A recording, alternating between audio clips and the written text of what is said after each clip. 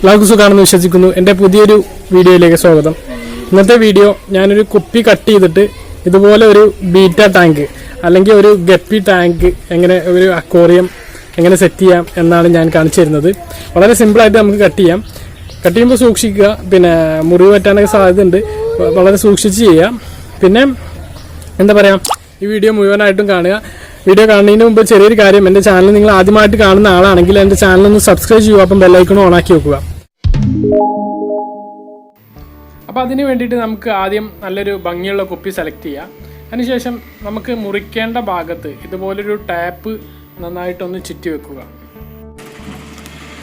അത് ശരിക്കും ചുറ്റി വെച്ചതിന് ശേഷം ഒരു ഗ്ലാസ് കട്ടർ എടുത്തിട്ട് പിന്നെ ശരിക്കൊന്ന് വരയുക.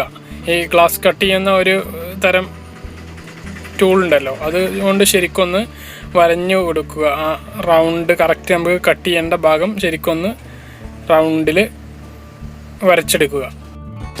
നമ്മൾ ഈ വരയ്ക്കുമ്പോൾ ശ്രദ്ധിക്കേണ്ട കാര്യം എന്തെന്ന് വെച്ചാൽ, ഇത് ഈ ലൈന് അങ്ങോട്ടും ഇങ്ങോട്ടൊന്നും മാറിപ്പോരുത്.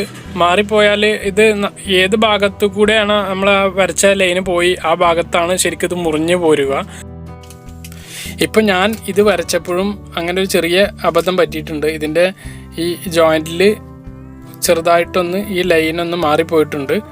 അപ്പം നമുക്ക് മുറിച്ച് നോക്കാം എങ്ങനെ ഉണ്ടെന്ന്. ഇനി അടുത്ത പടി ഇത് ഒന്ന് ചൂടാക്കാനുള്ള സെറ്റപ്പ് ഉണ്ടാക്കുകയാണ്. ഞാനൊരു വിളക്കാണ്, പഴയ വിളക്കാണ് എടുത്തിട്ടുള്ളത്. ഒരു മെഴുകുതിരി ഉപയോഗിക്കാം. എന്നിട്ട് നമുക്ക് ഈ വരഞ്ഞ ഭാഗത്ത് ഇത് ഒന്നിങ്ങനെ കാണിച്ചു കൊടുക്കാം.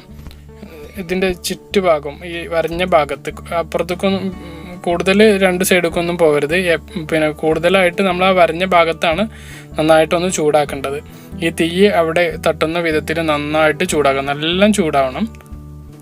ശരിക്കും ചൂടായതിന് ശേഷം ഇതൊരു പിന്നെ നമ്മൾ ആദ്യം കുറച്ച് വെള്ളം കരുതി വെക്കണം. ഈ കുപ്പി മുങ്ങുന്ന രൂപത്തിലുള്ള ഒരു പാത്രത്തിൽ വെള്ളം കരുതി വെക്കണം. അതിന് ശേഷം അത് എടുത്തിട്ട് നേരെ വെള്ളത്തിൽ മുക്കുക.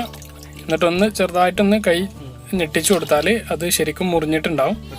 ഇപ്പോൾ ഇത് കണ്ടില്ലേ, ഇതുപോലെ മുറിഞ്ഞു പോരും. പിന്നെ നമ്മൾ ഈ മുറിച്ച ഭാഗത്ത് തൊടാൻ ശ്രമിക്കരുത്. അവിടെ പിന്നെ നല്ല മുറിച്ചുണ്ടാവും. അതിന് ശേഷം നമ്മൾ ഈ പിന്നെ അരോ അതേമാതിരി സാൻഡ് പേപ്പറൊക്കെ വെച്ചിട്ട് ശരിക്കൊന്ന് പിന്നെ ഗ്രൈൻഡ് ചെയ്ത് കൊടുക്കണം. അതിൻ്റെ ഈ മൂർച്ച ഉള്ള ഭാഗങ്ങൾ ശരിക്ക് വരുതി ഒരു കൈ തട്ടിയാൽ മുറിയാത്ത രൂപത്തിലാക്കി എടുക്കണം. അത് പുറത്ത് മാത്രം പോരാ, ഉൾഭാഗത്തും വേണം. കട്ടിയിലെ ഈ ഗ്ലാസ് ആകുമ്പോൾ ശരിക്കും ഒന്ന് രണ്ട് സൈഡും ഒന്ന് ഒരതി ശരിയാക്കി വെക്കണം. അല്ലെങ്കിൽ കൈ തട്ടിയ ഉടനെ മുറിഞ്ഞു പോകും. ഇപ്പം നമ്മുടെ ഈ മിനി അക്വേറിയത്തിൻ്റെ പണി പൂർത്തിയായിട്ടുണ്ട്. ഇതിൽ നമുക്ക് വെള്ളം നിറച്ചിട്ട് നമുക്ക് മീനെ ഇടാം. പിന്നെ ഞാനിപ്പോൾ 4 ഗപ്പികളെയാണ് ഇതിലേക്ക് ഇടുന്നത്.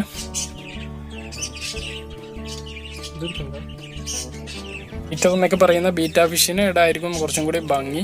അത് നന്നായിരിക്കും. ഇത് ഈ പിന്നെ ഗപ്പികളെ ഇടുമ്പോൾ അതിന് തീറ്റ കൊടുത്താൽ 2 ദിവസം വെള്ളം മാറ്റേണ്ടി വരും, അല്ലെങ്കിൽ ഇത് ഇരുണ്ട് പോകും.